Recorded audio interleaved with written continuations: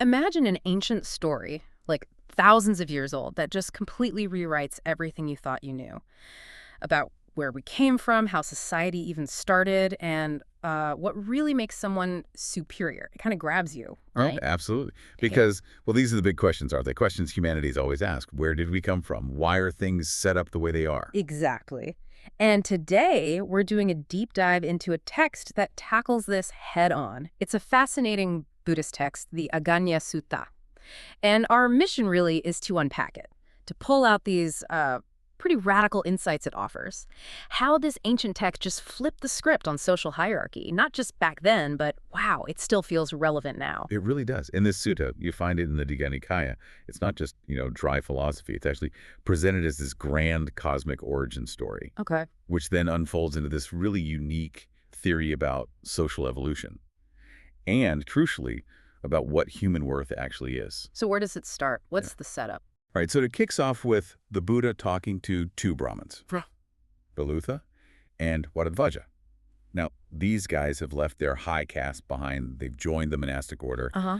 and they're getting flocked for it. Other Brahmins are criticizing them, saying, hey, our caste is superior. We're born from Brahma's mouth. We're pure. Everyone else is inferior. That's the claim. Okay, so a really strong claim of being inherently better based on birth. How does the Buddha tackle that? Does he just jump right in? He jumps right in. And what's amazing is how direct, how almost practical his argument is. He just points out the obvious. Like what? Like, look around. Brahmin women, they get pregnant. They give birth. They nurse their children. It's plain to see. Right, biology. Exactly. So he says this proves Brahmins are womb-born, just like everybody else. And that whole claim about being born from Brahma's mouth, he calls it false. Straight up false. And he adds that making that claim actually racks up much demerit, bad karma, essentially. Wow, that's blunt, especially given the social context. That must have been, well, pretty revolutionary, a direct hit on tradition. Oh, definitely. It was a fundamental challenge to the whole Brahminical worldview, which was so heavily based on inherited status. Just pointing to a simple, observable fact, like that he was basically saying, look at reality, folks, not just the old stories. It's key to his whole message. Worth isn't something you inherit. Okay, so if birth isn't the yardstick, what is? The Sutta mentions the four traditional classes, right? Khattiya, the warriors, rulers. Yep, Khattiya, then Brahmanya, the priests, Vesa, who were merchants, farmers, and Sutta, the laborers. So does the Sutta say, like, one group is naturally good and another bad? Ah, that's the crucial question, isn't it? If birth doesn't matter, what does? And the Sutta is incredibly clear on this. It says anybody from any of those four castes can do unwholesome actions. And what does that cover? It's a pretty comprehensive list. Things like killing, stealing, sexual misconduct, lying, slander, harsh speech, idle chatter, greed, ill will, holding wrong views, Yeah. all the bad stuff. And it describes these actions as dark with dark results, blamed by the wise. Okay. But conversely, anyone from any caste can also do wholesome actions, basically not doing all those bad things. And these actions, they're bright with bright results, praised by the wise. So it really boils down to your conduct, your actions, not your family tree, the Dhamma, the truth, the law. That's what's supreme. In this life, the next life. Doesn't matter who your parents were. Exactly. And there's even a story in the sutta to hammer this home. It involves King Pasenadi of Kosala. Yeah. Now, the Buddha's own clan, the Sakyans, they were actually subjects of King Pasenadi. Lower status, technically. Right. But the king shows profound respect to the Buddha. Deep bows, veneration. Why? Not because the Buddha came from a high-ranking family he didn't relative to the king, Yeah. but because the king honors the Dhamma, the wisdom the Buddha teaches. That's a great illustration. Real respect comes from wisdom and behavior, not just status. Precisely. It grounds the principle in a real-world example.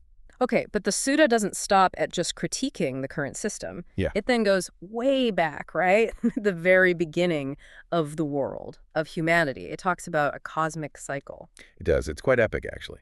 It describes a time when the whole world system contracts, disappears, and then after a long period starts expanding again. Okay. And during this expansion phase, beings from this luminous realm called Amasara, they descend to the newly forming world. And these beings, they're described as mind-made. Mind-made. Yeah, like not physical in the way we think of it. They feed on joy, they're self-luminous, they glow, and they can just move through space. Pretty ethereal stuff. Wow. So what's this early Earth like when they arrive? It's basically just one huge mass of water. Yeah. And it's dark. Totally dark. No sun, no moon, no stars, no day or night, No months, no seasons, not even male and female yet. The beings are just, well, beings, undifferentiated. Okay, a very primordial state. And then something changes. You mentioned food earlier. Yes, exactly. The first food appears. It's called earth sap, rasa pahavi. It just emerges on the water surface. What's it like? It's described as looking like the skin on boiled milk, but it smells amazing and tastes incredibly sweet, like pure honey. So one of these beings, just out of curiosity perhaps, tastes it, and bam, craving arises instantly. Ah, the beginning of desire. The very beginning. Others see this being, they follow suit, scooping it up with their hands and eating it. And as they start consuming this earth sap, their own light, their self-luminosity, it disappears. It goes out just from eating. Just from eating and the craving associated with it. And right then the sun appears, the moon appears, the stars come out, and suddenly you have day and night, months, seasons, years, all these distinctions pop into existence.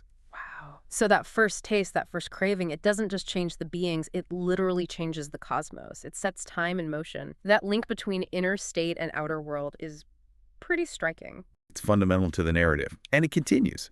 As they eat this earth sap, their bodies start to get coarser, more solid, and physical differences appear. Some look beautiful, some look ugly. Uh-oh. I can see where this is going. Right. Comparison starts. Pride emerges based on appearance. I look better than you. And because of this pride and vanity, the delicious earth sap disappears. Gone. Just like that. Just like that.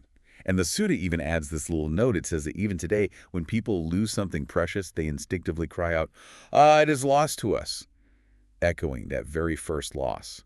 It connects our modern feelings back to this ancient origin. That's fascinating. So a direct link between their inner failing pride and the loss of their sustenance. And does the cycle continue? New food, new problems. Exactly. It's a downward spiral in a way. Yeah. After the earth sap vanishes, something else appears. Earth scum, or bumi papaiko. Not quite as nice sounding. Doesn't sound as good, no. They eat that. Then that disappears because of their continued pride and comparison.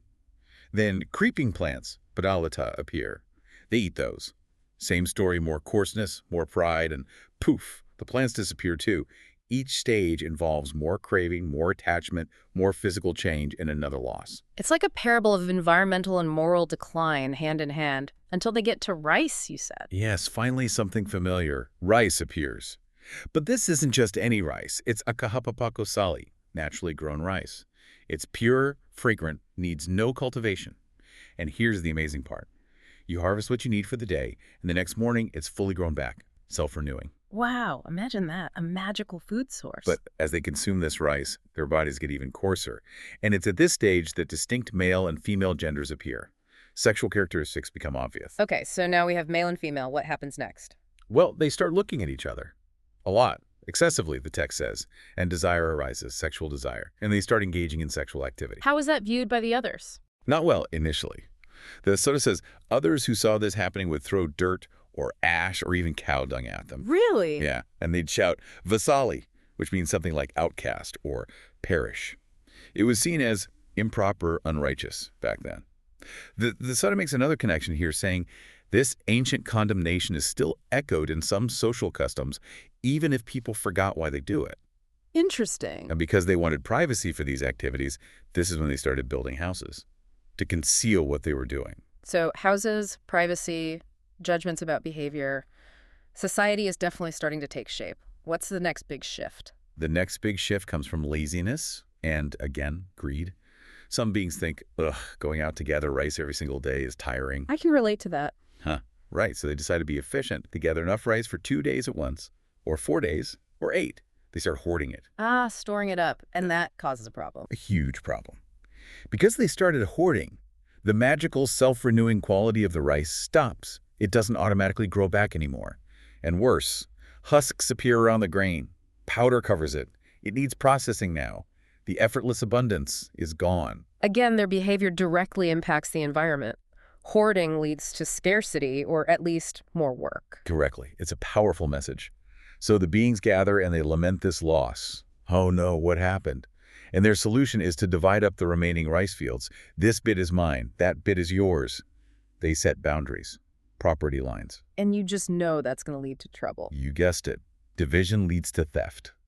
One greedy being, the Sutta says, while guarding his own plot, secretly takes rice from someone else's plot. Stealing is born. And with stealing comes. First, condemnation. Then lying the thief denies it. And then, inevitably, punishment.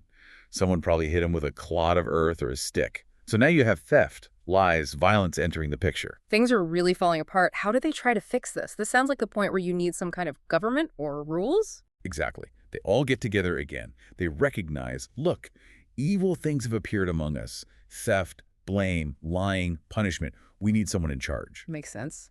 So they decide to elect one person, someone who is, and this is the description, most comely, handsome, pleasing, and powerful. Okay, so based on looks and strength. Seems so.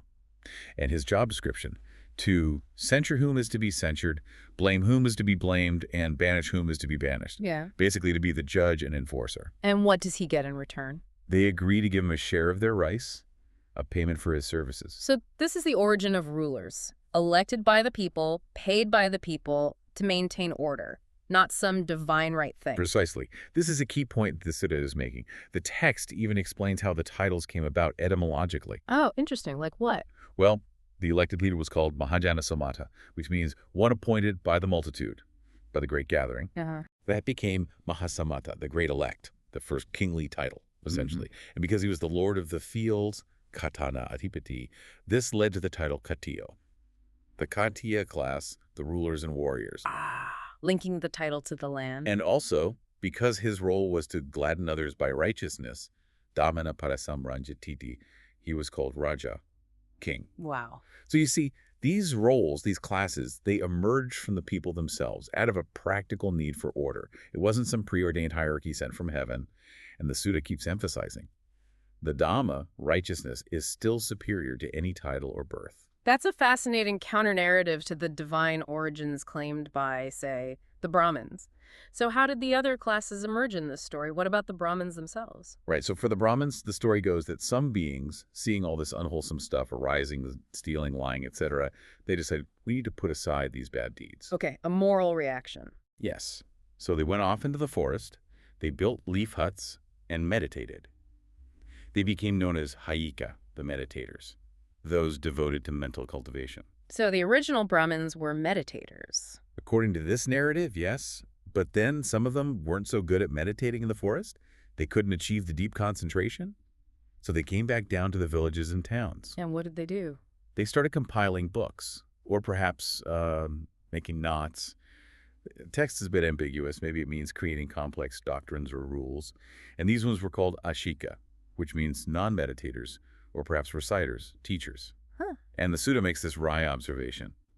What was considered the inferior practice back then, making books instead of meditating, is now often seen as the superior one today. That's quite a commentary. It is. But again, the key point is their origin. They came from the exact same group of beings as everyone else. They weren't separately created. Their path emerged from a choice, a desire for purification. Okay, so we have the rulers, Katis, and the priest scholars, Brahmins. What about the Vesa in Sutta?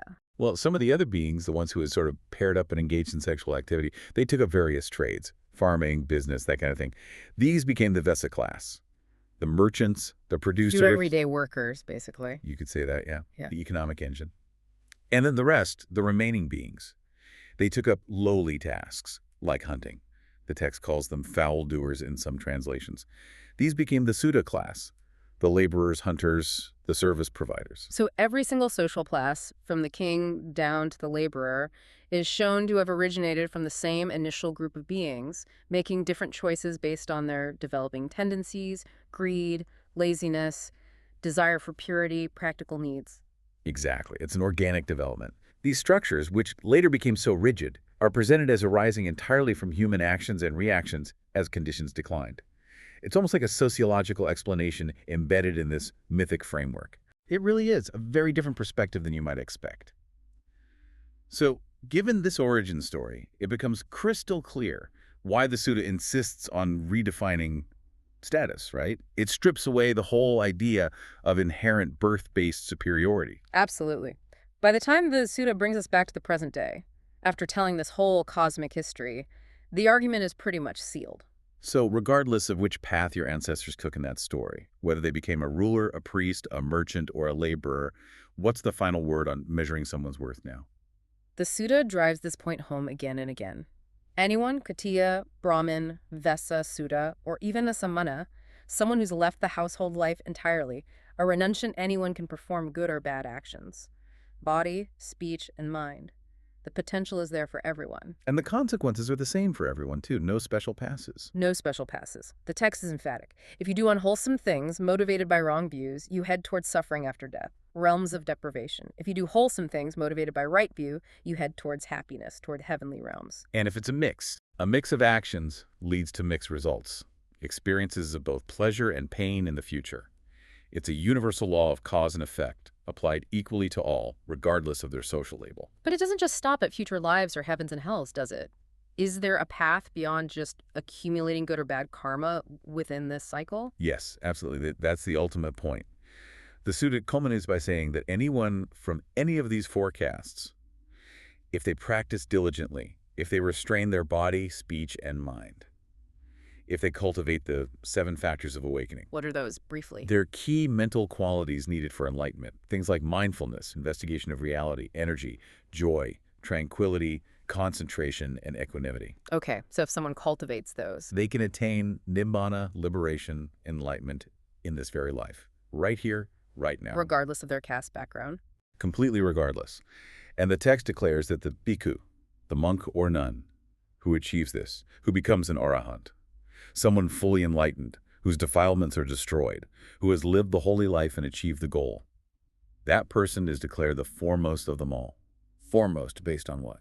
By Dhamma, the text says. By righteousness, by their attainment, not by unrighteousness, meaning not by birth, not by lineage, not by social convention. It's purely based on their spiritual achievement. It's such a powerful reframing, and it seems like the sutta wants to make absolutely sure this point lands. Doesn't it bring in like a divine endorsement at the end? It does, yeah. It's a nice touch. The Buddha concludes by quoting a verse that he says was originally spoken by Brahma Sanukumara, a high deity figure. And what does Brahma say? The verse goes, "The Katiya is supreme in this world among those who rely on lineage." So it acknowledges the conventional view first. Okay. But Brahma continues, when accomplished in knowledge and conduct, he is supreme among gods and humans. So even a god confirms it. Wisdom and conduct trump lineage, even in the eyes of the highest beings. Exactly. And the Buddha explicitly says, I agree wholeheartedly with Brahma Sanukumara. He endorses this verse, making it the final, ultimate truth presented in the sutta. True supremacy lies in wisdom and ethical living, transcending all social divisions. Wow. So this deep dive into the Aggaññasuttaṃ, it really uncovers an incredibly radical ancient text, doesn't it? It's way more than just a creation myth. Oh, much more. It's a profound piece of social commentary, really. It completely turns upside down those traditional ideas about being born better than others. And it lays out this whole narrative. Humanity starting pure, then driven by craving, by greed, by laziness, gradually shaping not only its own society, but even its environment. It's quite a story. It is. And the thread running through it all, the key takeaway, is that true nobility, real purity, spiritual height, it's got nothing to do with your birth certificate or your family name or your social class. It's all about your actions, your conduct, your wisdom. It's about the Dhamma itself. Exactly. That's the universal standard it presents. Your worth isn't something given to you. It's something you cultivate through how you live. It's a profound call for individual responsibility, really, and it feels just as powerful today as it must have thousands of years ago. It really does. So here's a final thought for you, listening. In a world that, let's be honest, still struggles constantly with inherited status, with social layers, with judging people based on their background, what can we really take away from this ancient voice, this text that demands we look past all the labels and see the actual content of someone's character, their actions? Makes you wonder, doesn't it? If our modern societies truly operated on that principle, judging by conduct, not by category, how fundamentally different might things be?